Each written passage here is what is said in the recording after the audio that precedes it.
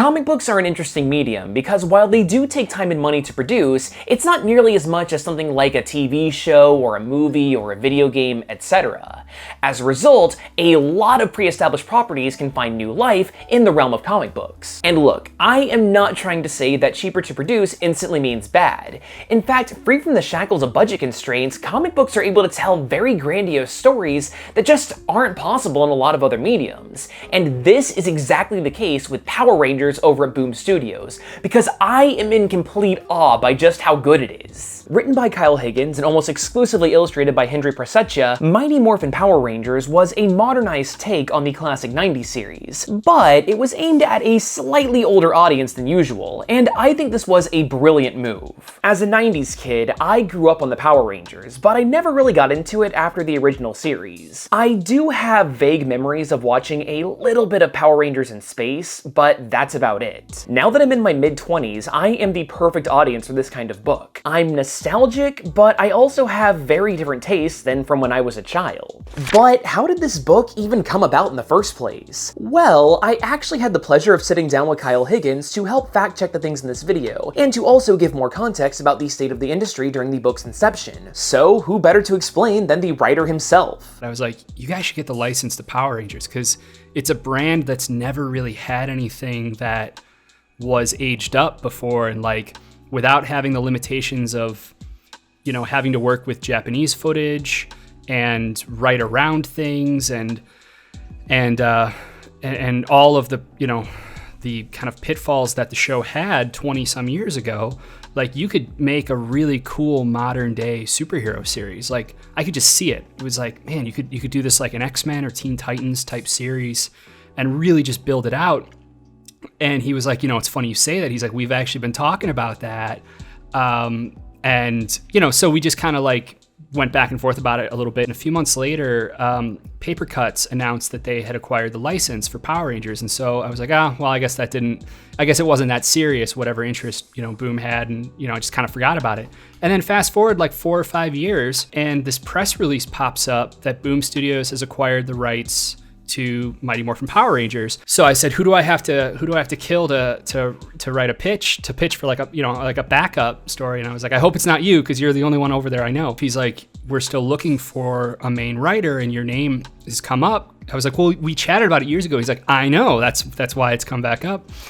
And he's like, would you want to work up a pitch for it? It was essentially what became the first year. Well, it was supposed to be the first 12 issues, but it ultimately became the first 16 or 17 because we did fill-ins, and then things took longer, and I found stuff that I was really interested in and I wanted to just kind of expand on. Instead of bringing in readers right at the beginning of the team's inception, the book starts right after Tommy, the Green Ranger, joins the group after breaking free from the mind control placed on him by their nemesis, Rita Repulsa. Despite seemingly being thrown right into the middle of the story, the book does a great job of explaining who the Power Rangers are and what they're all about in a way that is super approachable to new readers. Besides, what is there to really know? I mean, we're supposed to believe that these adults are teenagers, they get superpowers from magic belt buckles, they work with a robot and a dude in a tube, they ride around in giant mechs, and they fight monsters that are controlled by an evil moon witch. Pretty standard stuff. Now, while most of this video is going to focus on the action and plot beats of the series, I would be remiss to not shine a spotlight onto the very great character development that's present in the book. Usually in an ensemble cast, it's hard to really round out the characters and give everybody satisfactory arcs and depth. But while Tommy is pretty clearly the main character of the series and gets most of the attention as a result, I don't feel like it comes at the expense of the rest of the cast. Also, because of who the Green Ranger is, an evil brainwashed dude that finds redemption, there's a lot more interesting plot details to follow for him rather than the rest of the teenagers with attitude. This really does serve as the emotional core of the series, as the early issues ground themselves by focusing on the team coming to terms with trusting a former enemy, combined with Tommy himself struggling to accept his redemption. Add a fledgling romance with the Pink Ranger Kimberly on top of that, and vivid hallucinations due to Rita Repulsa may or may not still having her claws in him, and this puts a lot of strain and pressure on Tommy. Also, I don't have an elegant way to work this into the script naturally, but the bully characters of Bulk and Skull are running a Power Rangers themed YouTube channel with a lot more subscribers than me, but you can help change that by subscribing right now.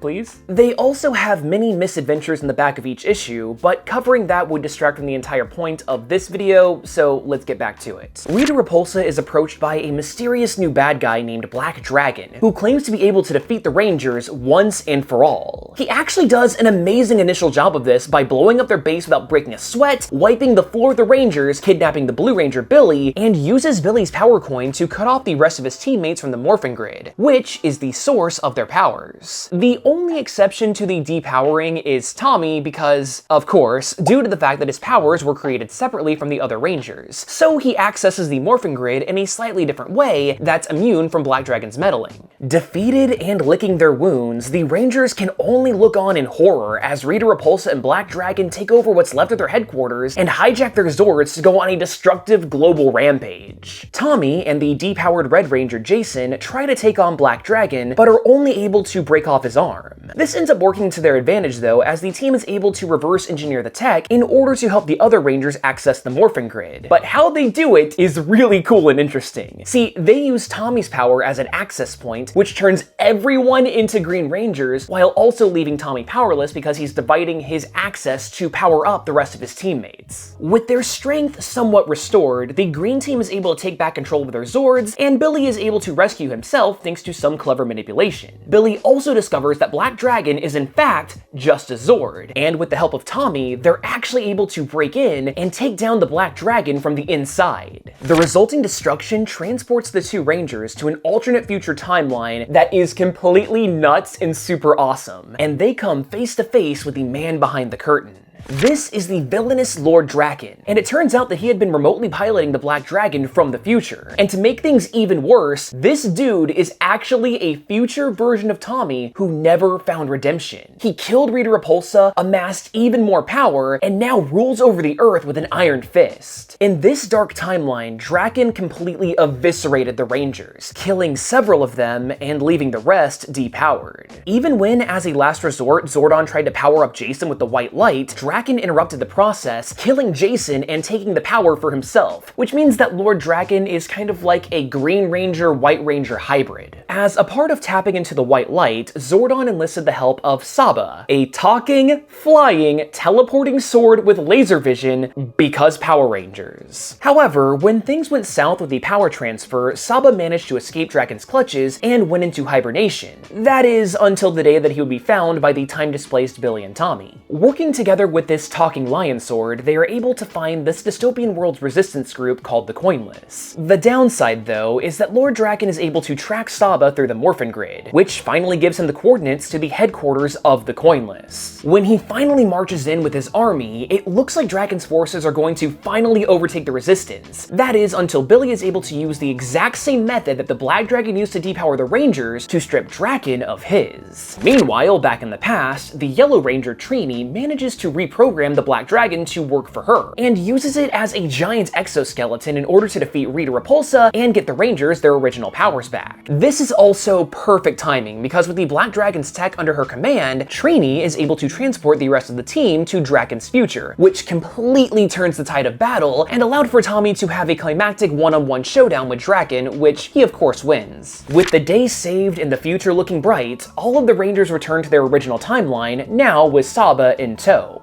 But unbeknownst to them, Lord Draken is also brought to the past as well. This storyline was originally supposed to be self-contained, with the character of Lord Draken just being a really cool obstacle for Tommy to overcome, and as a result, he would come to terms with his place with the Rangers. But instead, the character became an instant fan favorite, and this cliffhanger ending sets the stage perfectly for what is, in my opinion as a Power Rangers casual, is the biggest and most insane storyline that the franchise has ever had. Shattered Grid. When I asked how the series came to building towards what is basically a crisis over at DC Comics with lots of time travel, universe hopping, god-level powers, and so much more, Kyle Higgins had this to say. When Bryce broke it down, it was like, if we do, year one, it runs through, this point in time, and then year two could be building to an event in year three.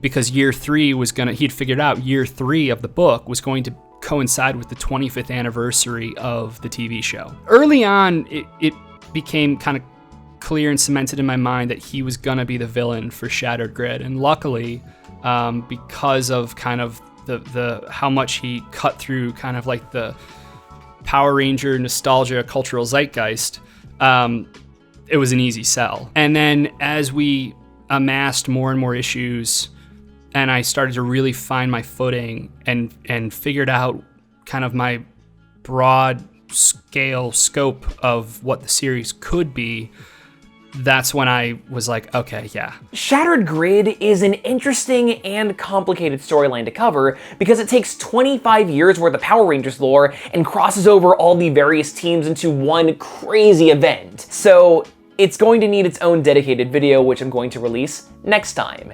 And if you want to see it, well, maybe like and subscribe so you get notified about it. Now, this video is pretty comprehensive for all things pre-Shattered Grid, but it is still hyper-simplified, and there were a lot of really cool plot points and details that I wasn't able to cover. Because remember, there is no real substitute for actually reading the book for yourself. So if any of this sounded interesting, then please do yourself a favor and actually read the book. It's really good and you won't be disappointed. I also want to give a very big thank you to Kyle Higgins for helping out with this video. If you want to see my full uncut interview with him, then I'm going to have a link to it down there in the description down below. But anyway, I hope you learned at least a little something new, and hopefully, I'll see you next time for part 2.